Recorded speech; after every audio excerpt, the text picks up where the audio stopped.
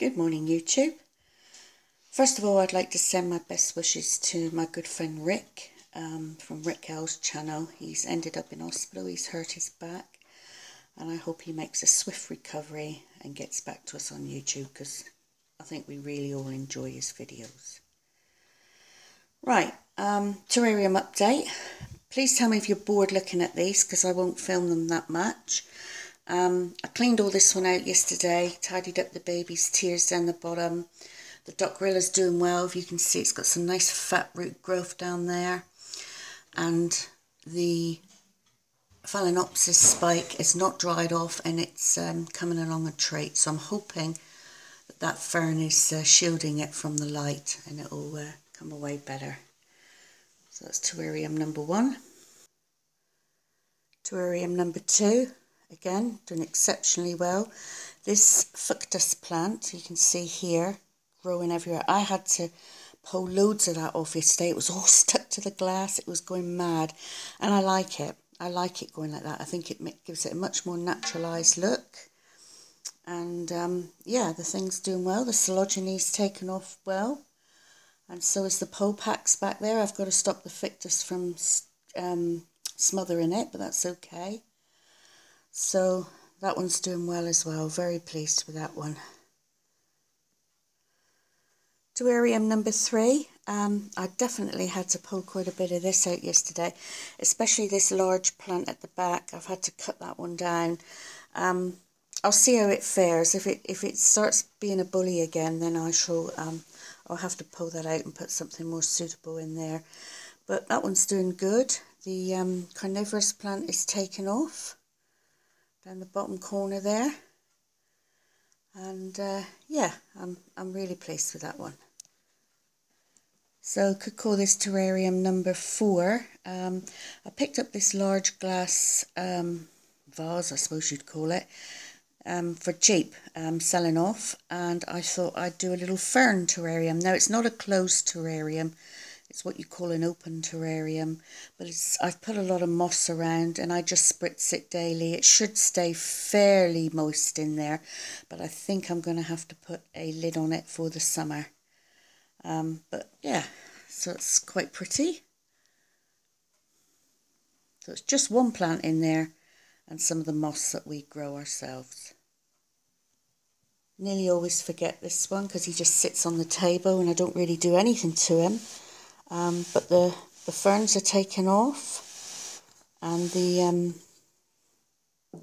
Ficus plant, or that's a button fern in the front there. That one, that's doing well as well now. So that's taken off. So I'm pleased about that.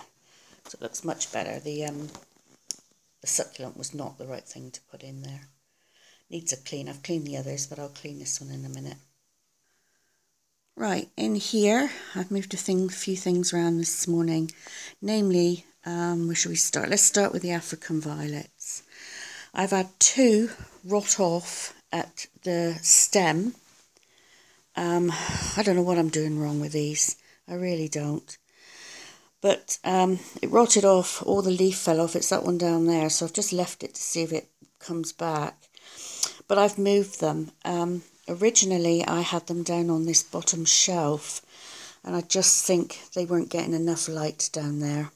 I think those are okay because they're just below the windowsill, but the ones down there just weren't getting enough light. So I've discovered the begonia don't mind part shade, so I've put them down there. But as you can see, they're all doing all right. I'm watering them from the trays at the bottom, but they're just sat there. They're not doing anything. They're not really growing, even though I'm feeding them, and they're not really producing any flowers. So I don't know. Please help. I don't know what I'm doing wrong. And like I say, I've moved these up. A bit more light, hopefully. And yeah, they're doing well. The reason I'm thinking they're not getting enough light is because when you look... not that one so much because I bought that one in flower. But there's a couple over here that are, this one mostly, is flowering alright. It's the only one I've got flowering, and it's right beside the window there. So I'm taking from that, they need more light. So hopefully I shall get some flowers soon. What's that? I'm paranoid after watching Margaret's videos about scale, but no, that's a piece of vermiculite. Oh, poor Margaret, she's really battling away at the moment. Right, so Phalaenopsis. I've put a lot of my Phalaenopsis, except for this one. I've just left them in there. I haven't made any decisions with that one. But I've put a lot of them in loose moss, a bit like Orchid Whisperer, because I'm finding that they were losing roots quite rapidly.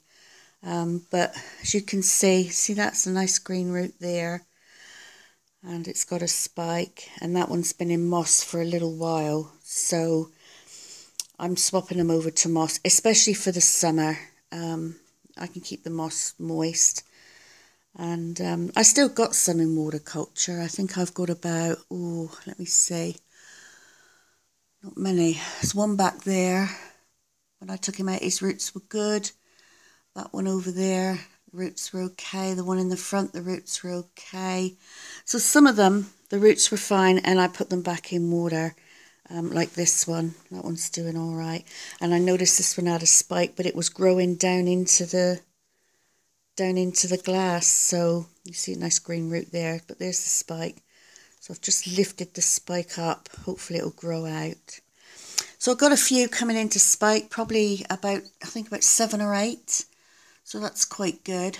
So I'm quite pleased with that. But like I say, a lot of them have gone into the moss, except for that one. Because when I took him out, the roots were good. So I put him back in water.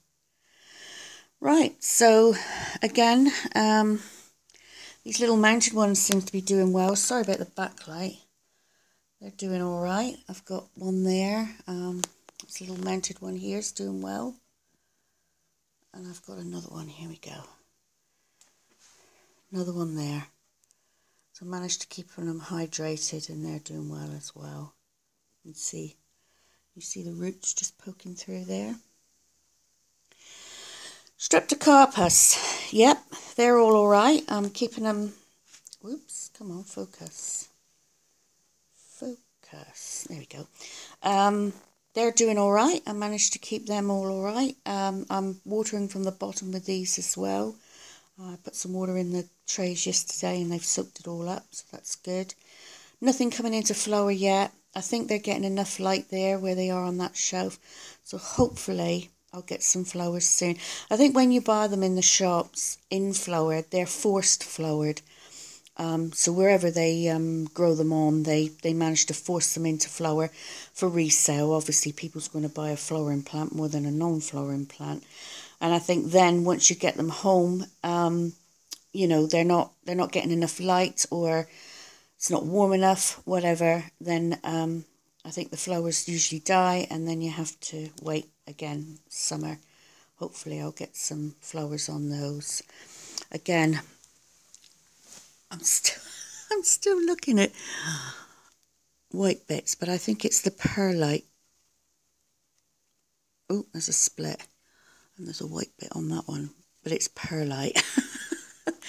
Oh dear, Margaret, you've got me paranoid. Anyway, so there you go. That's just about everything to update at the moment. I have got some of these begonia rexes outside. My husband bought me a couple of reduced ones yesterday at the store, so I've got to repot those and tidy them up and hopefully bring them on. What else have we got here to update on? Not much else. These begonia rexes are doing well. The swirly one looks good. And these two in the little tubs are doing exceptional. So that's all for now. Thanks for watching. Please like and subscribe. And I wish Rick all the best. Bye for now.